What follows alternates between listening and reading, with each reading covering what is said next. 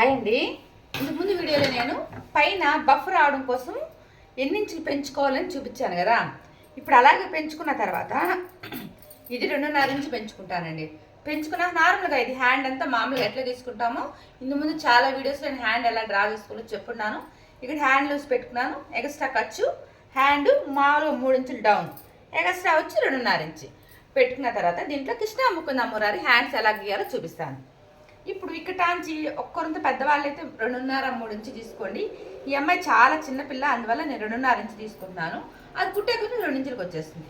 ఇక్కడ ఉంది కదా మనకి ఇక్కడ ఎక్స్ట్రా ఖర్చు ఇక్కటాంచి వచ్చి 1.5 ఇంచు పెట్టుకుంటున్నానండి. 1.5 ఇంచు పెట్టుకొని మామూలుగా అయితే 2.5 ఇంచు చెప్పాను ఇంతకుముందు అంతా నేను పెట్టుకునేదంతా ఇంతకుముందు 2.5 ఇంచు పెట్టుకుంటాను. కానీ ఈ అమ్మాయి మాత్రం ఇప్పుడు 1.5 ఇంచే పెట్టుకుంటున్నానండి.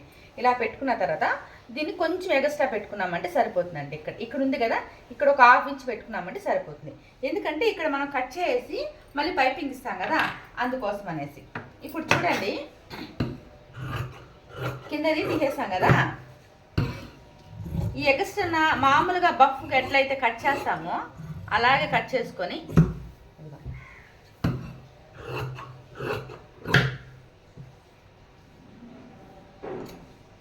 ఇప్పుడు ఇక్కడ ఉంది కదా ఈ ఎగస్ట్రాని ఇలా కట్ చేసుకుంటాం కదా. ఈ ఎగస్ట్రా దగ్గర ఈ పైపింగ్ ఇవ్వడం కోసం ఇక్కడ అడ్జస్ట్ అవ్వడం కోసం ఇక్కడ కొంచెం ఎగస్ట్రా పెట్టానండి. అంతకుమించి ఇంకేం లేదు. ఇప్పుడు ఇది వచ్చి జాకెట్ పీస్ ఇస్తాము, పైన ఈ క్లాత్ ఇస్తామండి బఫ్కి. ఇప్పుడు దీనికి వచ్చి నేను శారీలో కొంచెం పీస్ కట్ చేసి పెట్టుకున్నాను. ఇదిగోండి, శారీ పీస్ కాస్త కట్ చేసుకున్నాను. ఇంత అయితే సరిపోతుంది. మామూలుగా అయితే నేను శారీలో వచ్చే క్రాస్తోనే తీసేస్తాను, శారీ చిన్నదైపోతుందని. కానీ దీంట్లో క్రాస్ ఏం రాలేదండి శారీలో. సో కొంతవరకు తీసుకున్నాను. ఇదిగోండి, ఎగ్జాక్ట్గా సరిపోయింది.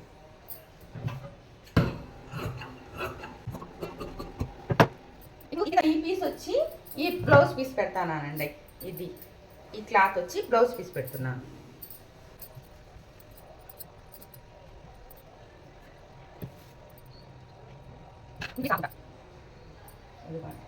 ఇలాగా ఇక్కడ జాయింట్ వస్తుంది. జాయింట్ కావాలంటే వేసుకోవచ్చు. ఇలా జాయింట్ నాకు పడడం ఇష్టం లేదు, పిగిలిపోతుంది ఏమనేసి. సరే, నేను అందువల్ల ఈ క్లాత్ లేకపోయినా పర్వాలేదు అనేసి ఇది ఇలా మడుచుకునేస్తున్నాను.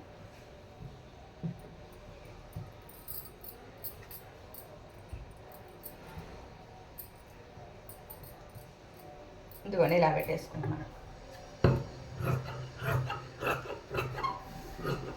మామూలుగా అయితే ఇంత ముందుగా నేను పేపర్ కట్ చేసుకొని అలా పెట్టుకొని పెట్టేదాన్ని. ఇప్పుడు ఏమంటే ఎక్స్ట్రా కొంతవరకు క్లాత్ వదిలితే సరిపోతుంది, అందువల్ల పేపర్ కట్ చేయట్లేదండి.